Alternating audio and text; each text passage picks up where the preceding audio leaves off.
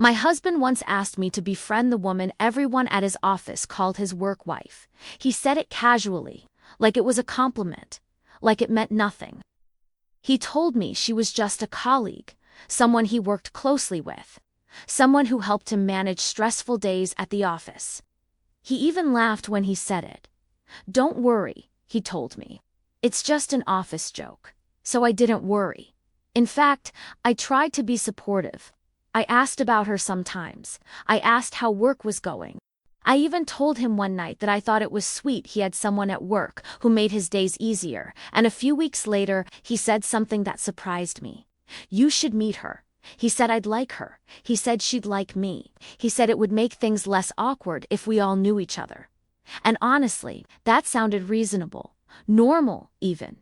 So one evening, I sat across from the woman my husband called his work wife. I smiled.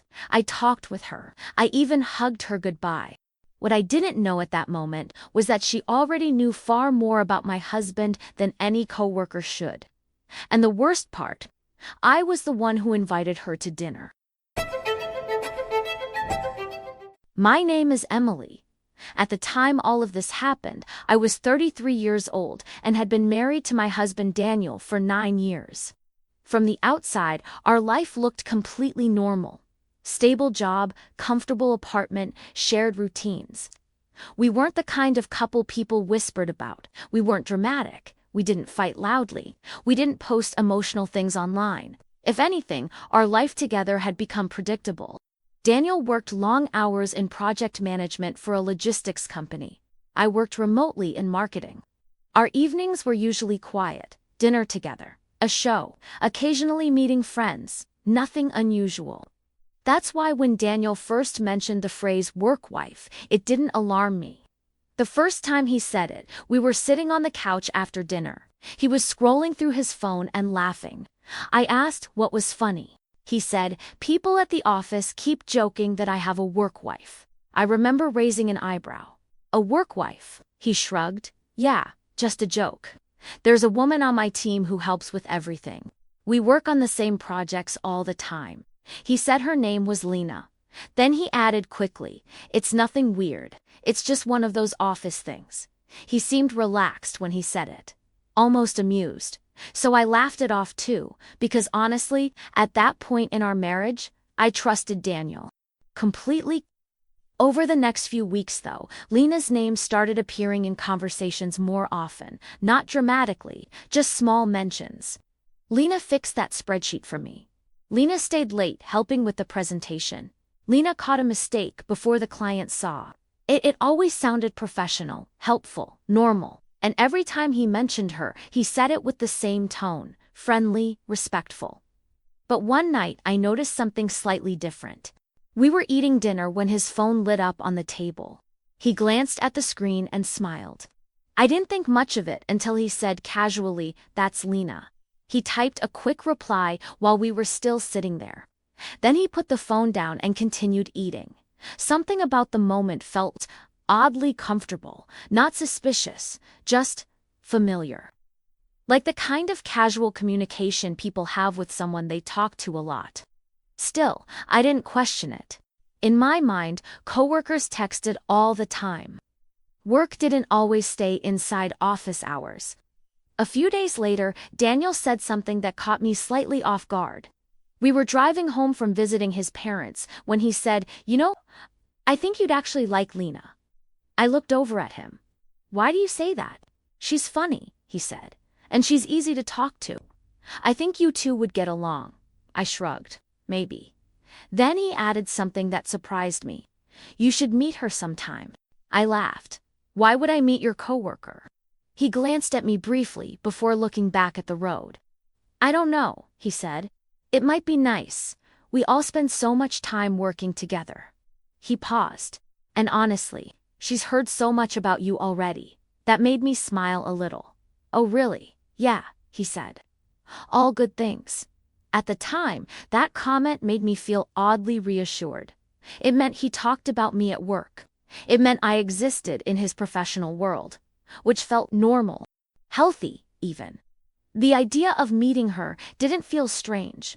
If anything, it felt like the kind of open transparency people talk about in healthy relationships. A week later, the subject came up again.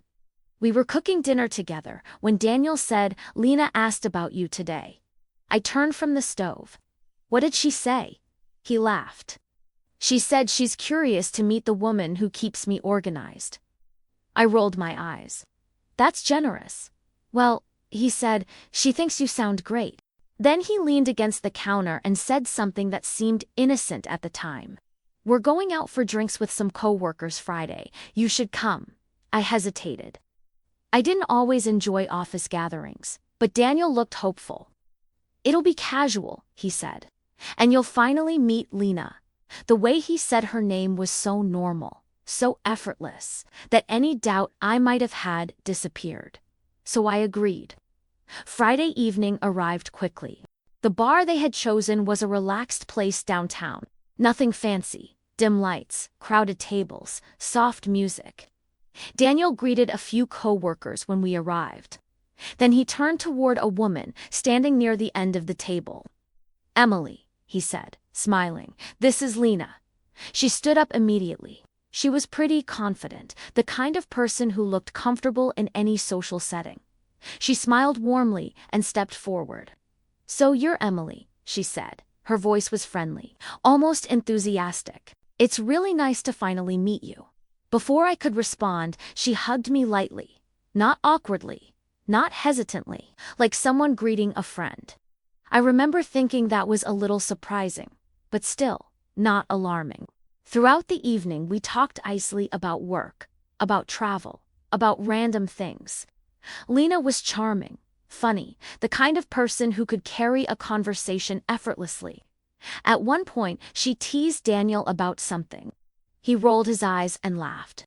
Then she said something that made everyone at the table laugh, including him. But there was a moment, a tiny moment, where she looked at him after the joke, and he looked back. It lasted less than a second, but it felt like they shared something unspoken. I pushed the thought away, because by then I had already decided she was harmless, friendly, just a coworker. When the evening ended, I hugged her goodbye. "Nice meeting you," I said. "You too," she replied. And as we walked to the car, Daniel asked casually, "So, what did you think of her?" I shrugged. "She seems great." He smiled. "I knew you'd like her." At the time, I thought that was the end of it. Just a simple introduction, a harmless office friendship. But a few weeks later, Lena sent me a message. And that's when everything started to feel different. The message from Lena came on a Tuesday afternoon. At first, I thought it was a mistake.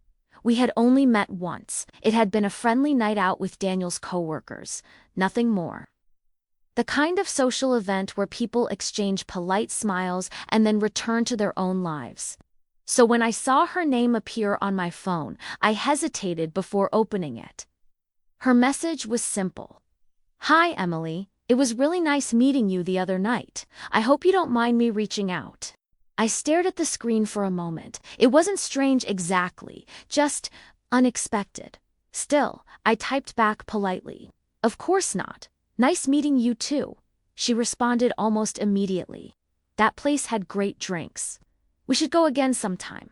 I smiled slightly. She seemed friendly, and if I was being honest, I had liked her during that dinner. She had been easy to talk to, relaxed, confident. So we exchanged a few more messages. Nothing personal, just small talk. Then the conversation ended. Or at least, I thought it had. But a few days later, she messaged again. This time, it was a meme. Something about working late hours. The kind of joke people send coworkers. I laughed and replied. And again, it felt harmless. Over the next few weeks, though, her messages started appearing more often. Sometimes she sent something funny. Sometimes she asked how my week was going. Sometimes she mentioned Daniel in a casual way. "He survived today's meeting somehow. Your husband just saved us from a project disaster." At first, I didn't think much of it. Daniel had said they worked closely together, so of course she would talk about him. But there was something about the tone of those messages that felt overly familiar, Like she wasn't just talking about a coworker, she was talking about someone she knew well. Still, I told myself I was imagining things because nothing she said crossed a line. Not really. And Daniel never seemed bothered by our conversations. In fact, one evening when I mentioned that Lena had sent me a joke earlier, he smiled. "That's good," he said. "What is that you two get along?" He said it so casually, like the situation made him genuinely happy. "She's a good person," he added. "I figured you'd see that." I nodded, and in that moment, I believed him. Because Lena did seem like a good person. But the more we talked, the more I noticed small things that didn't quite make sense. Little details, tiny moments where she seemed to know something she shouldn't. One evening, she messaged me while Daniel was still at work. "Long day for him today," I replied. "How do you know?" She sent a laughing emoji. "He's been running around the office all afternoon." That answer seemed reasonable. But an hour later, Daniel came home. And when I mentioned that Lena had said he'd had a long day, he looked confused. "What?" "She said you'd been busy all afternoon." He frowned slightly. "I barely saw her today." The comment was small, insignificant, but it stuck in my mind.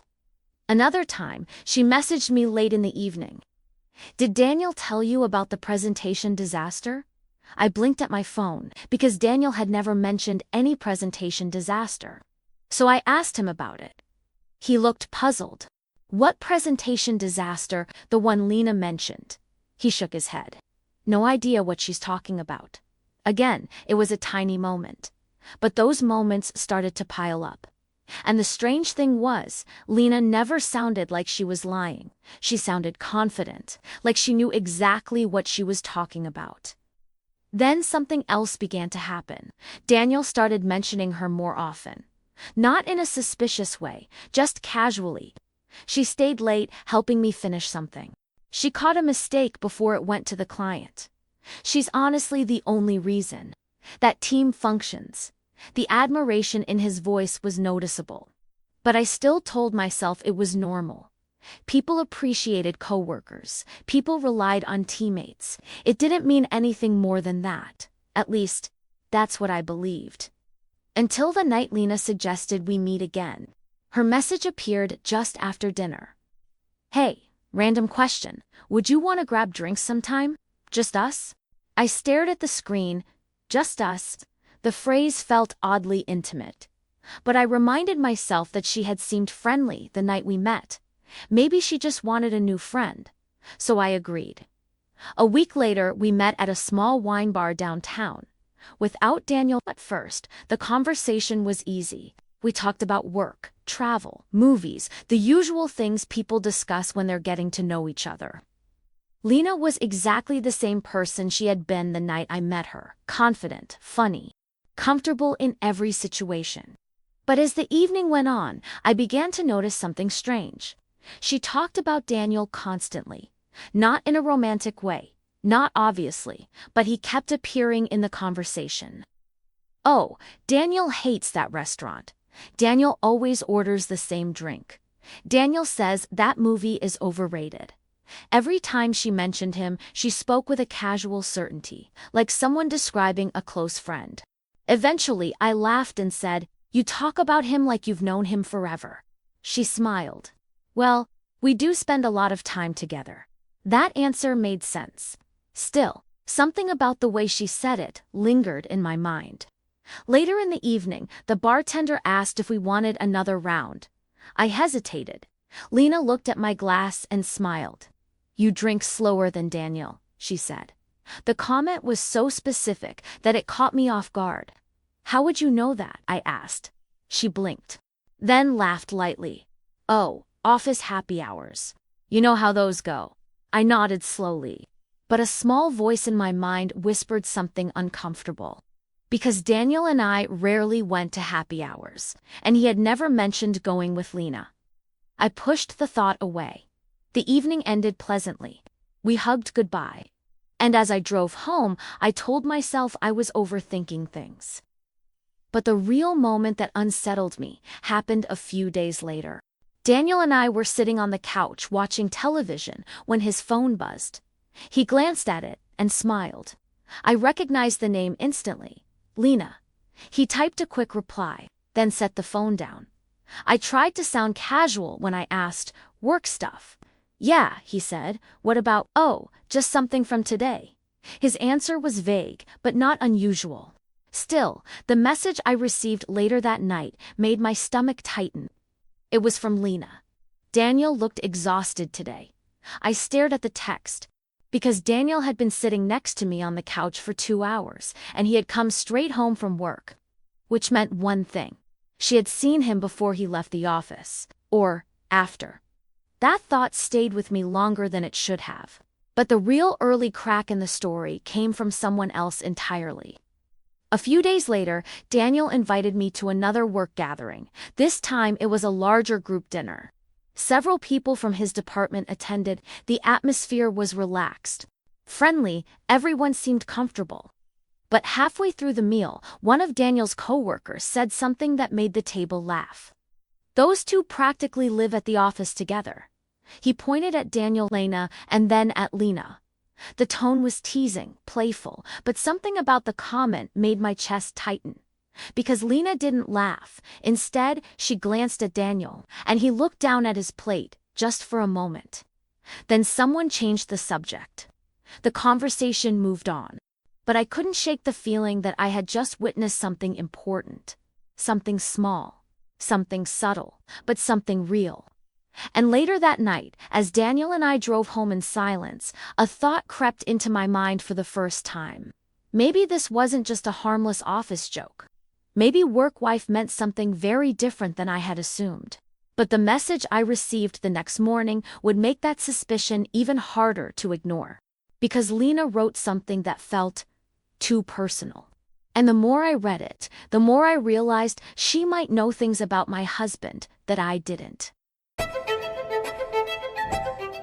The message Lena sent the next morning arrived earlier than I expected. It was barely 8. I was making coffee in the kitchen when my phone buzzed. I wiped my hands on a towel and picked it up. Her name appeared on the screen again. For a second, I wondered if something had happened at work. But when I opened the message, it was strangely casual. "Hey, I hope you don't mind me saying this, but you're really good for Daniel." I frowned slightly. It was an oddly personal thing to say, especially that early in the morning. Still, I replied politely, "Thank you, that's kind of you." She responded almost instantly. "He talks about you a lot." That made me smile, or at least it did at first. Because something about the wording made me pause. Talks about you, not talked. Present tense, constant. I stared at the screen for a moment, then I typed a simple response. "That's sweet." She sent a laughing emoji. "It really is." The conversation ended there. But that small exchange stayed in my mind longer than it should have. Because the more I thought about it, the stranger it felt. Daniel rarely talked about work when he came home. Most evenings, he seemed tired, distracted. Sometimes he mentioned coworkers. Sometimes he mentioned projects. But he almost never repeated conversations from the office. So the idea that he talked about me frequently to Lena felt unexpected. Still, I didn't want to overanalyze a simple message. Days passed, then weeks, and Lena's messages continued. At first, they were light, friendly, memes, comments about work, but gradually the tone shifted. She began mentioning Daniel more often, not just as a coworker, but as someone whose moods she seemed to understand. One afternoon she wrote, "He seemed stressed today." I replied, "About work, partly," she said, "but he always relaxes when he talks about you." The sentence made my chest tighten slightly because it sounded intimate, not romantic, just personal. The kind of observation you make about someone you spend a lot of time with. I tried to ignore the thought, but moments like that started happening more frequently. Another evening she texted, "Did Daniel tell you he almost skipped lunch today?" I looked up from my phone. Daniel was sitting across the living room watching television. "Did you skip lunch today?" I asked him. He looked confused. "No, why?" I hesitated. Lena said, "You almost did." He frowned. I ate with the team. That was the second time her information didn't match his.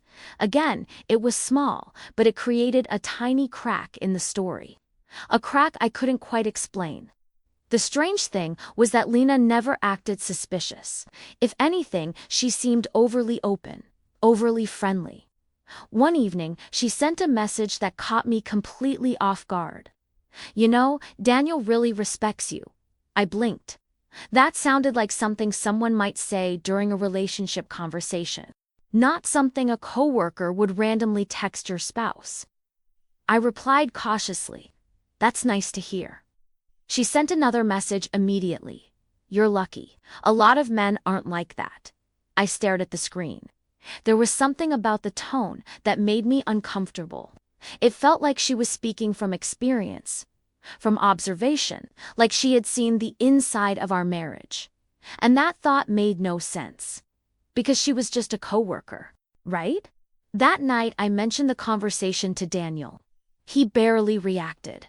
"Oh yeah," he said casually. "She thinks highly of you." I studied his face. "Do you talk about me a lot at work?" He shrugged. Sometimes his tone was relaxed. But there was something about the moment that felt rehearsed. Like the answer came too easily. Still, I let it go. Because accusing someone of something without real evidence felt ridiculous. Over the next month, Lena and I saw each other several more times. Sometimes with Daniel, sometimes alone. She became part of my social life in a way that felt strange, but not necessarily wrong. We had coffee once, dinner another time. Each meeting was pleasant, comfortable, but the pattern of small inconsistencies continued. For example, one afternoon while we were sitting in a cafe, she said something that made my stomach tighten. "Daniel hates being late to meetings." I laughed lightly. "That's funny. He's always late to everything at home." She paused. Just for a second. Then she smiled. "Well, maybe he's different at work." Her answer was quick, smooth. But something about the moment felt like she had corrected herself, like she had revealed something by accident. Another strange moment happened a week later. I was scrolling through social media when Lena tagged me in a post. It was a photo from a work event. Daniel was standing beside her. They were both laughing. The caption said, "Survived another chaotic project together." The comments underneath were filled with jokes from coworkers, most of them harmless. But one comment caught my attention. Someone wrote, "Office power couple strikes again." Lena replied with a laughing emoji. Daniel didn't respond. I stared at the screen longer than I should have. Power couple, the phrase was probably just a joke, but it made my chest feel tight. Because suddenly I wondered how often people at the office said things like that, and how often Daniel had laughed along with them. That night I mentioned the comment to him. He brushed it off instantly. "People exaggerate everything at work," he said. "It's just stupid office humor." His tone was calm, dismissive, but something about the explanation didn't sit right with me, because the longer Lena remained in my life, the more comfortable she seemed around Daniel. Sometimes she touched his arm while talking. Sometimes she finished his sentences. Sometimes they exchanged looks that lasted just a fraction of a second too long. Each moment was small, easy to ignore, but together they created a quiet tension I couldn't fully explain.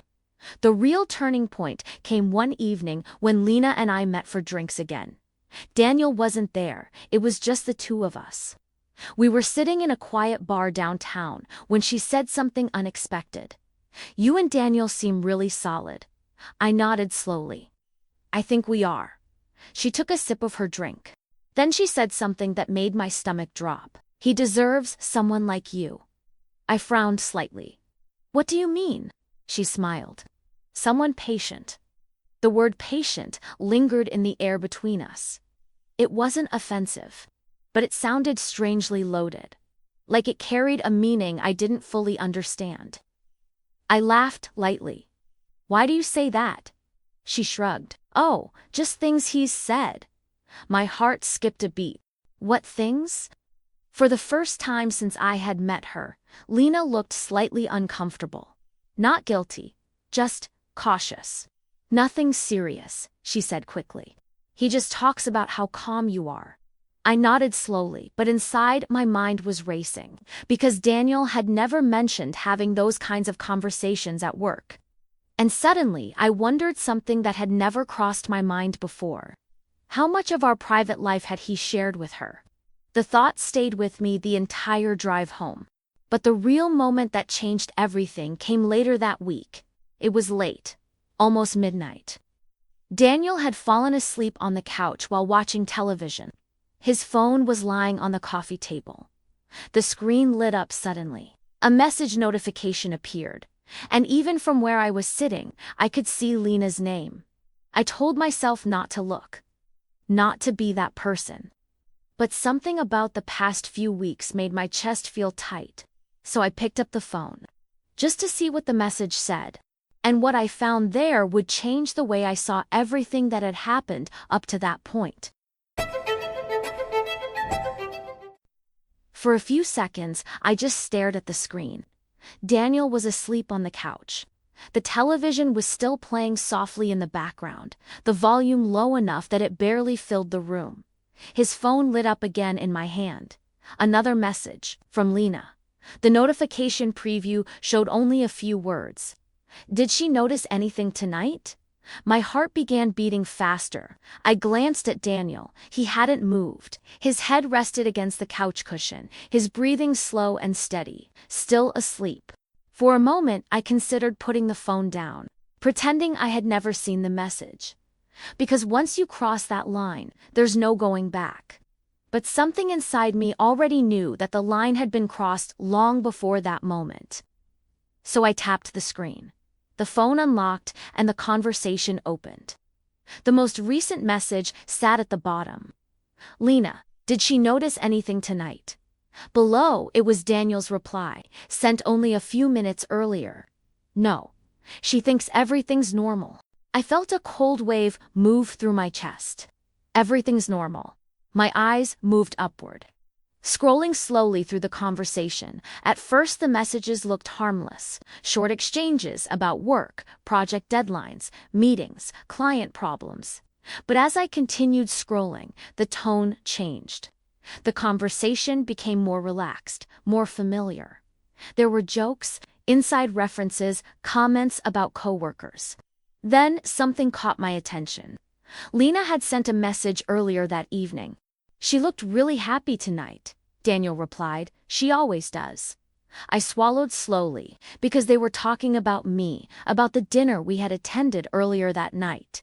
I kept scrolling, further back, and the messages continued. Some of them were harmless, but others felt different. There were moments where Lena teased him. Moments where Daniel responded in ways that felt more personal than professional. Still, none of it was explicit, nothing that screamed betrayal. But something about the rhythm of the conversation made my stomach tighten. Because this wasn't how coworkers talked. This was how people talked when they were close. Very close. I scrolled further. Days, weeks. The messages stretched back months. The further I went, the stranger the tone became, more familiar, more intimate, but still careful. Like two people who were trying to hide something, even from their own conversation. Then I saw something that made my breath catch. A message from Lena. Tonight was risky. Daniel had replied, "Relax, she trusts you." For a moment I couldn't move. My eyes locked on those 3 words. She trusts you. My hands felt suddenly cold. Because those words meant something very specific. They meant Lena knew exactly who I was. Exactly what role she played in my life. And she also knew something else. That I had no idea what was really happening. I continued scrolling, my heart beating louder with every message. There were more conversations about dinners, about social events, about work gatherings where I had been present.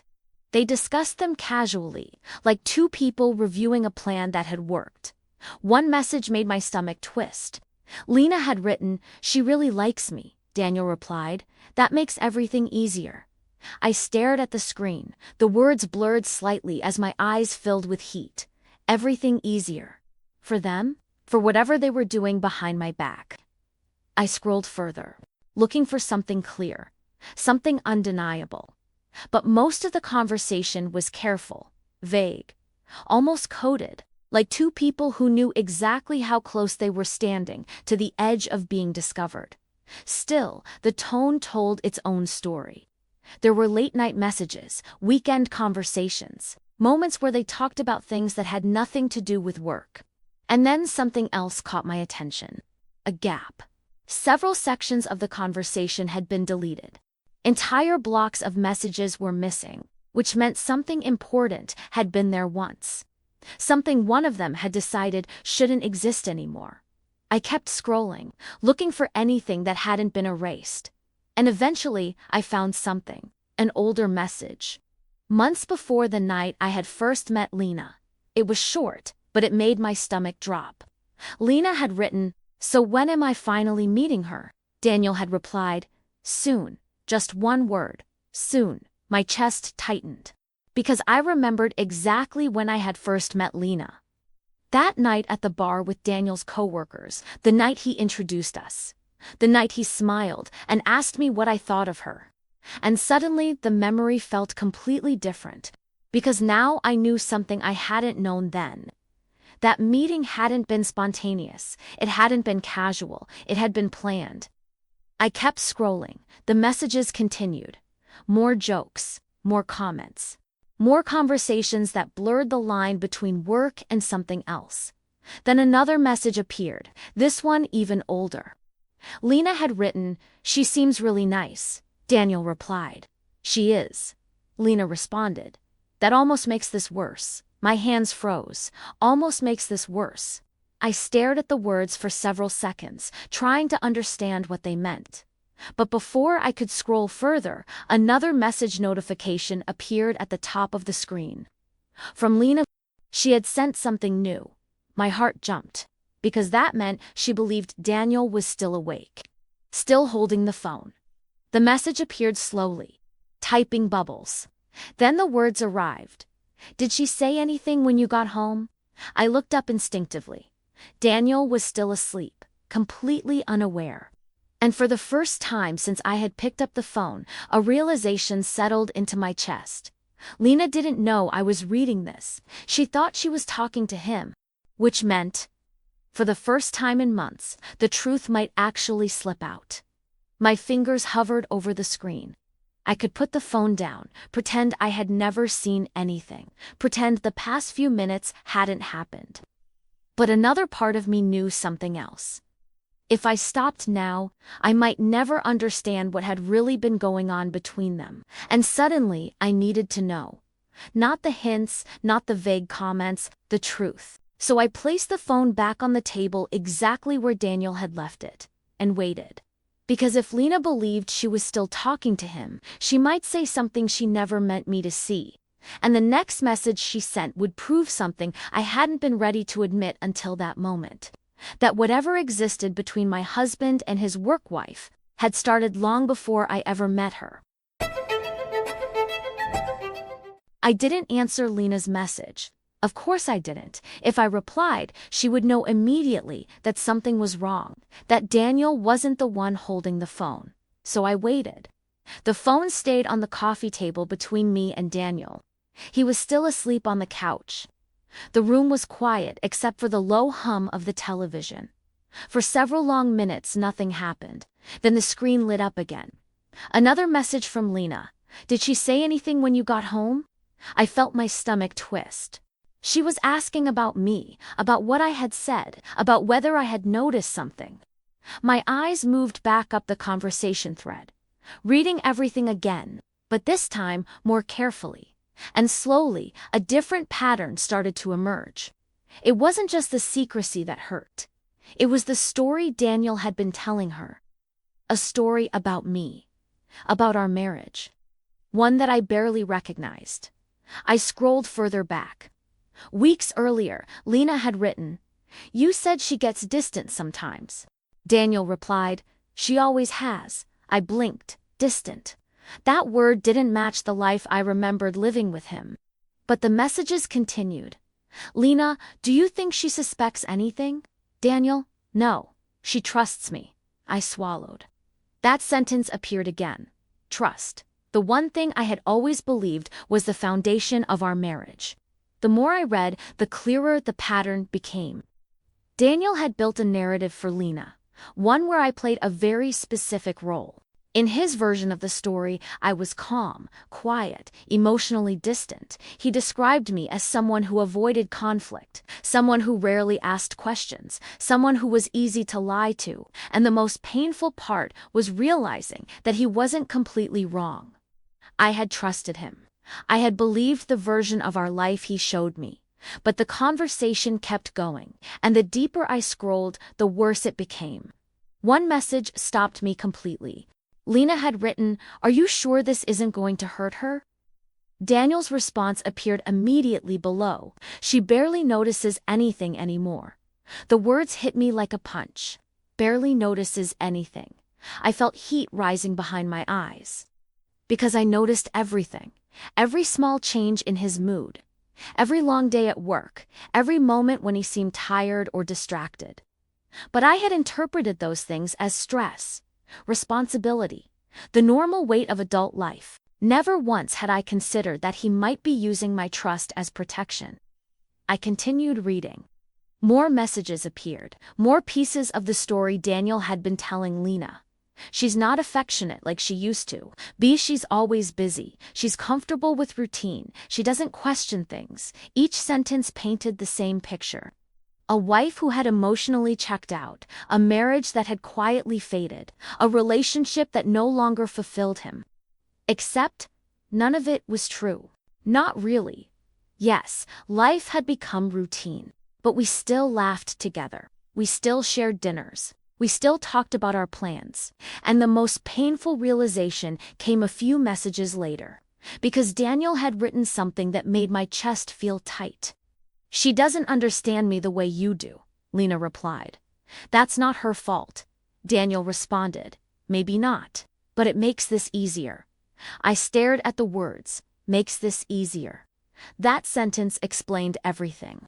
He had rewritten our marriage for Lena, turned it into something empty, something lacking, something that justified whatever they were doing together.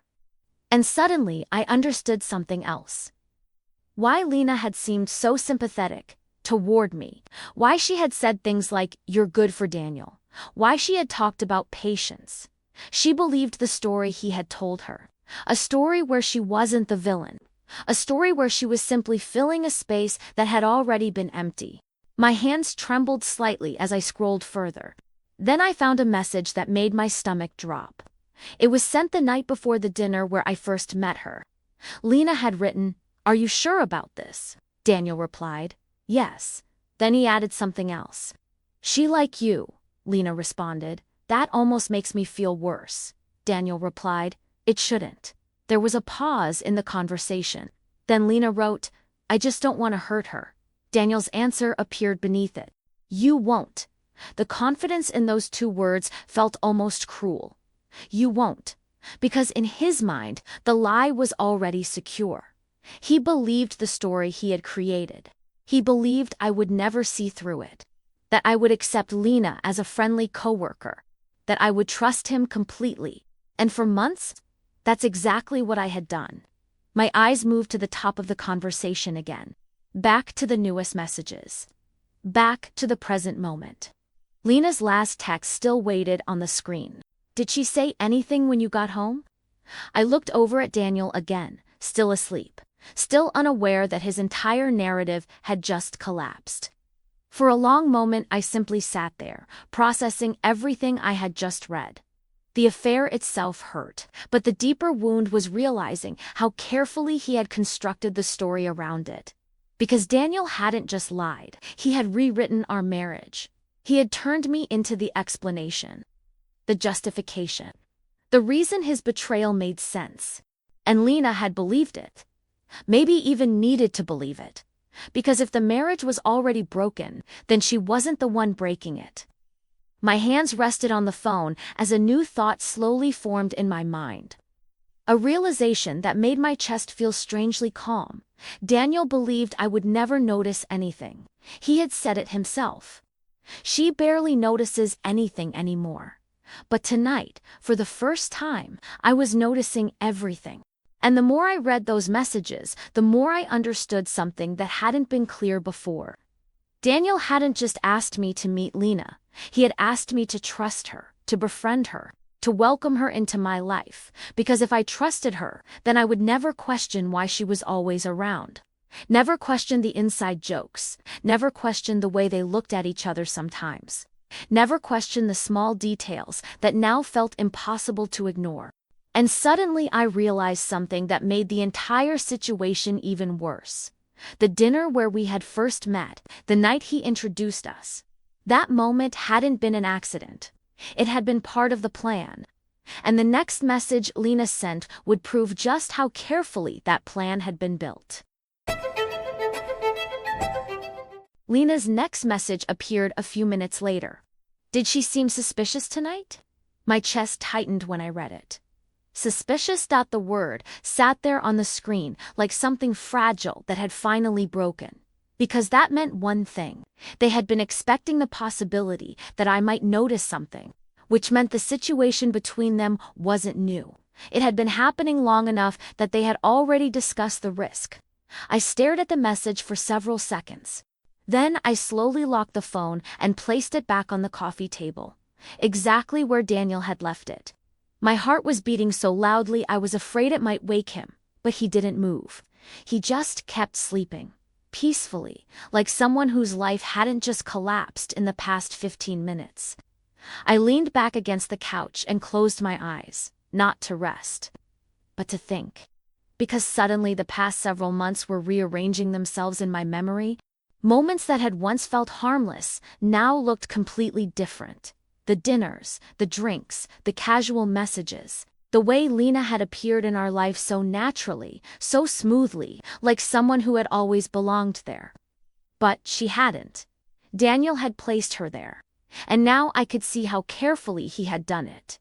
The first step had been the phrase, work wife, a joke, a harmless label, something that made her presence sound innocent. Something that normalized how often they spent time together. He had introduced the concept long before I ever met her, which meant that by the time I actually saw her, my mind had already accepted her role. Co-worker, team partner, office joke. Then came the introduction. That first night at the bar. The moment he said, "Emily, this is Lena," I remembered the way she had hugged me, the way she had smiled, the way she had spoken to me like someone who was genuinely excited to meet me. At the time, I thought she was just friendly. Now, I understood something else. She had already known who I was. She had already read my name in his messages. Already heard stories about my life, my personality, my habits. She had walked into that meeting knowing far more about me than I knew about her, and I had walked into it blind. But the more I thought about that night, the more details started coming back. Small things I hadn't noticed before. Or maybe things I had noticed but never questioned. The way she had known Daniel's drink order before he even spoke. The way she finished one of his sentences during dinner. The way they laughed at a joke that no one else at the table seemed to understand. At the time, those things felt like normal coworker familiarity. But now, they felt like something else entirely. Evidence of time spent together. Time I had never known about. Another memory surfaced. The comment from Daniel's co-worker during that group dinner. Those two practically live at the office together. I remembered how the table had laughed, how Lena had smiled, how Daniel had looked down at his plate for just a second. At the time, I thought he was embarrassed by the teasing. Now I realize something much worse. Everyone else at that table probably knew, or at least suspected. Office environments are like that. People notice patterns. They see who leaves together, who stays late, who spends lunch breaks side by side. Maybe they hadn't known the full truth, but they had known enough to joke about it, which meant something else. When I walked into those gatherings, when Daniel introduced me as his wife, everyone there had probably already been watching, curious, uncomfortable, wondering if I knew. The thought made my chest tighten. Because it meant that while I believed I was attending harmless work events, I might have been walking into rooms where the real story was already an open secret. But the worst realization came when I thought about Lena herself. About the way she had interacted with me, because she hadn't acted like someone hiding a secret. She had acted like someone managing a situation. The friendly texts, the coffee meetings, the drinks, every interaction had served a purpose. Trust. That word appeared again in my mind. Daniel had written it himself. She trusts you. That meant their plan depended on one simple thing. If I trusted Lena, I would never question why she was around. Never question the messages. Never question why Daniel mentioned her so often. She wasn't just a coworker. She wasn't just a friend. She was the cover, the bridge that made everything feel normal. I remembered something she had said during one of our drinks. You and Daniel seem really solid. At the time, I thought she was complimenting our marriage. Now I realize something else. She had been studying it, evaluating it, trying to understand how secure my trust was. Because if I trusted Daniel completely, their secret would remain safe. Another memory surfaced. The night she had said, "He deserves someone patient." The way she had watched my reaction carefully. The way she had paused before explaining, like someone testing the limits of a story. Testing whether I would question it. But I hadn't. I had smiled, nodded, agreed with her, because I believed the version of Daniel she knew. A hardworking man, a loyal husband, a person who shared small frustrations with coworkers the way everyone did. Except now, I knew those conversations had never been small. They had been carefully constructed. Piece by piece, he had built an entire explanation for his betrayal. One where I was calm, predictable, emotionally distant. One where Lena wasn't stealing something. She was simply filling a gap. And the most painful part of that realization was understanding how well the story had worked. For months, I had accepted every piece of it. I had welcomed Lena into my life, trusted her, shared drinks with her, laughed with her. While the entire time she had been standing beside the man I loved in a completely different role. The room felt strangely quiet now. The television had switched to another program. Daniel stirred slightly in his sleep, but didn't wake. I looked at him for a long moment, trying to reconcile the person lying on the couch with the man whose messages I had just read. And suddenly, something inside me shifted. The shock was fading. In its place was something else. Clarity. Because for the first time since this night had begun, I understood the full shape of the situation. This hadn't been a careless affair. It hadn't been a moment of weakness. It had been planned, structured, protected. Daniel had introduced Lena into my life, not to reduce suspicion, but to eliminate it completely. If she became my friend, then she could never be my enemy, and I would never imagine she was standing in the space that belonged to me. I exhaled slowly, my eyes drifting back to the phone on the table, because there was still one part of the conversation I hadn't fully explored. The messages from the very beginning, the earliest ones. The ones sent before Lena ever appeared in my life, before the dinners, before the drinks, before the introductions. And something deep in my chest told me that whatever I found there would explain exactly when this story had truly started. For a long moment I sat in silence. The phone rested on the coffee table again, exactly where Daniel had left it. The television was still playing quietly in the background, but I wasn't paying attention to it anymore. My mind had gone somewhere else. Back in time, back to the first night I met Lena, because now, with everything I had read, that night looked completely different. I could see it clearly, the dim lighting in the bar, the sound of glasses clinking, the way Daniel had smiled when he introduced us. Emily, this is Lena. At the time, that moment had felt simple, normal. Two people meeting for the first time, but now I understood something else. For Lena, it hadn't been the first time. Not really. She had already known who I was, already heard about me, already built an image of me in her mind.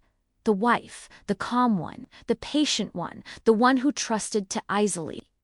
I leaned forward slightly and rested my elbows on my knees. And the more I replayed that evening in my mind, the more details returned. Details that had once seemed meaningless, but now felt impossible to ignore. Like the moment she hugged me. It had been immediate, warm, confident. Not the awkward greeting of someone meeting a stranger.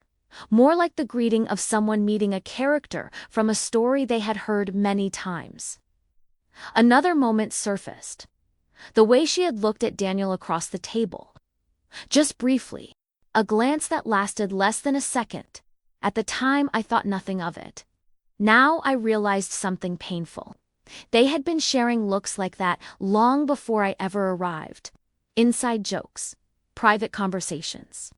Moments that existed entirely outside my understanding. And suddenly the entire dinner felt like something else. Not an introduction, a performance. A carefully staged scene where every person at the table had played a role. Daniel had played the loving husband. Lena had played the friendly coworker, and I had played the trusting wife. The one who believed everything was exactly what it appeared to be. I closed my eyes for a second, trying to steady my breathing. Because the humiliation of that realization was worse than the betrayal itself. It meant that while I sat there laughing and talking, while I complimented Lena's sense of humor, while I told Daniel on the way home that she seemed great, they had both been watching me, watching how easily I accepted the lie, watching how little I suspected. Another memory surfaced. The moment Daniel asked me what I thought of her. We had been walking toward the car. The night air cool around us. He had smiled casually and said, "So, what did you think of Lena?" At the time, the question felt harmless. Now, it sounded like something else entirely. An evaluation. A test. If I had said I didn't trust her, if I had said something felt wrong, maybe things would have gone differently. But I hadn't. I had smiled. I had told him she seemed wonderful, which meant his plan had worked perfectly. I opened my eyes again. Daniel was still asleep on the couch. Still unaware that the entire story had unraveled. For a moment I studied his face, trying to see if I could recognize the man I thought I knew. But suddenly, he looked different. Like someone I had been introduced to by mistake. Because the man in the messages, the man who had described me as distant, the man who had told Lena that I barely noticed anything anymore, was not the man I believed I had married. Or maybe he had always been that man, and I had simply chosen not to see it. The thought made my chest tighten. But there was one more piece of the story I needed to understand. So I picked up the phone again. My fingers moved slowly across the screen, scrolling upward. Past the recent messages, past the weeks, past the months, until I reached the beginning, the very first conversation between them. The date on the message was almost a year old. Nearly 8 months before I ever met Lena, my heart sank as I read the first line. Lena had written, "I didn't expect this to happen." Daniel's reply appeared just below.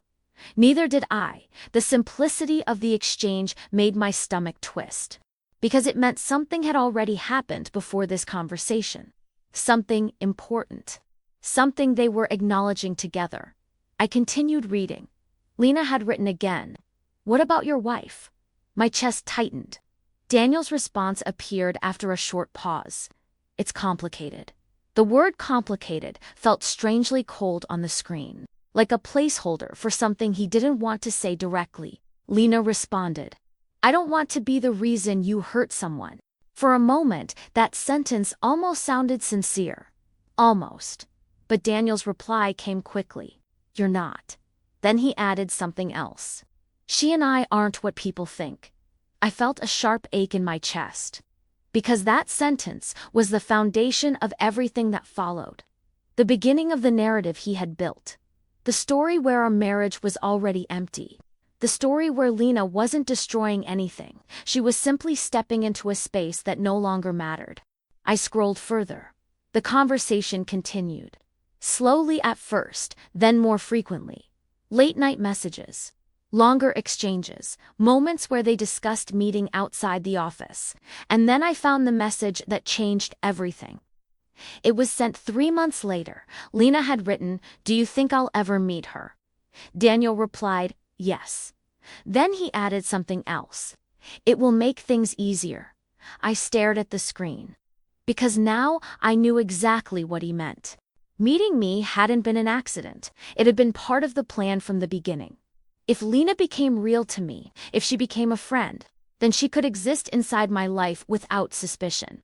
And the worst part was realizing how well it had worked. I had trusted her. Completely. And suddenly, the entire situation felt painfully clear. Daniel hadn't just hidden an affair. He had built an environment where the affair could exist in plain sight. Right in front of me, protected by trust, protected by familiarity, protected by the belief that nothing so obvious could ever be true. I lowered the phone slowly. The room felt strangely still. Daniel shifted slightly on the couch, but didn't wake.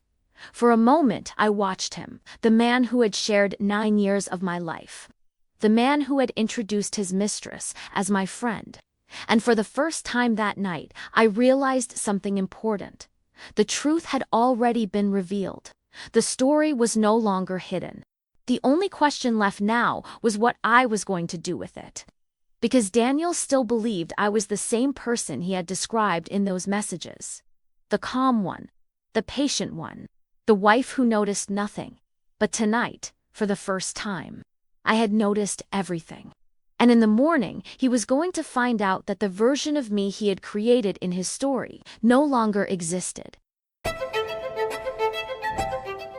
I didn't wake Daniel that night. For a long time, I just sat there, watching the quiet rise and fall of his breathing as he slept on the couch. The man who had spent months building a story about me, a story where I was distant, unobservant, emotionally cold. A wife who barely noticed the slow unraveling of her own marriage. The strange thing was, I almost understood how he had come to believe that story. Because trust can look a lot like blindness, and I had trusted him completely. But sometime during those hours, sitting in that dim living room, something inside me changed. The shock faded. The humiliation settled. And what replaced it was something much quieter. Clarity. Because the truth had already revealed itself, not just in the messages, but in the structure of everything he had done. Daniel hadn't simply hidden an affair.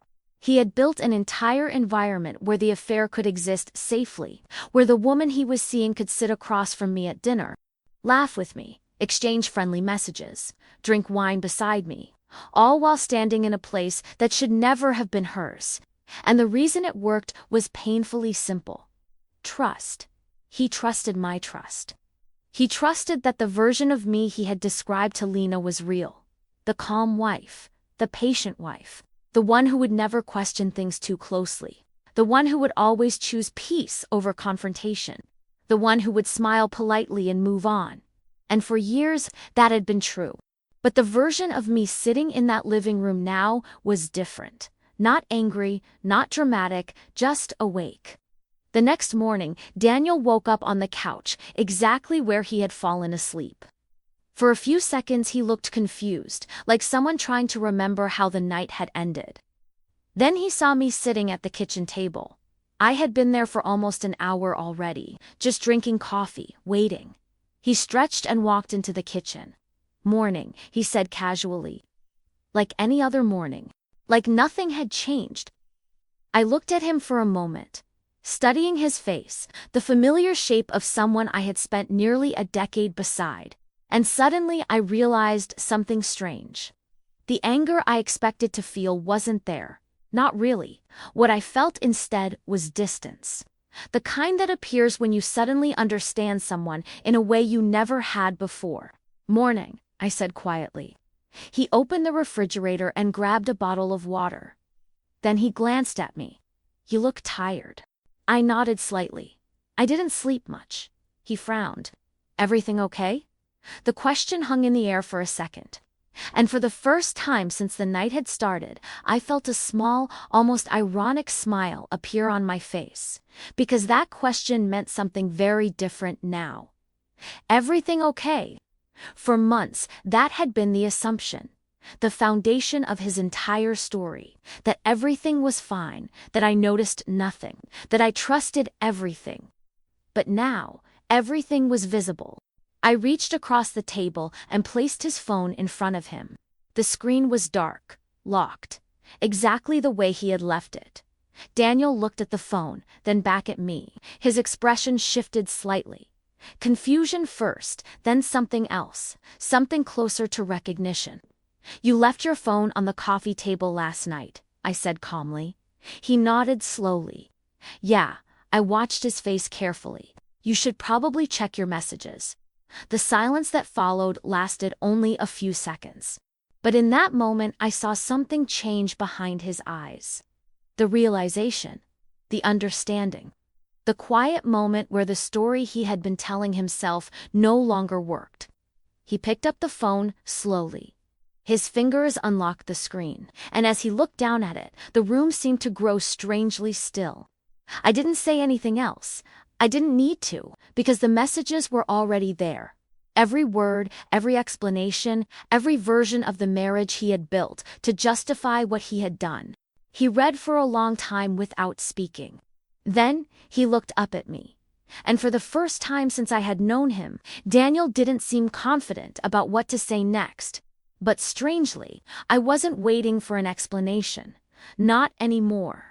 Because the messages had already told me everything I needed to know.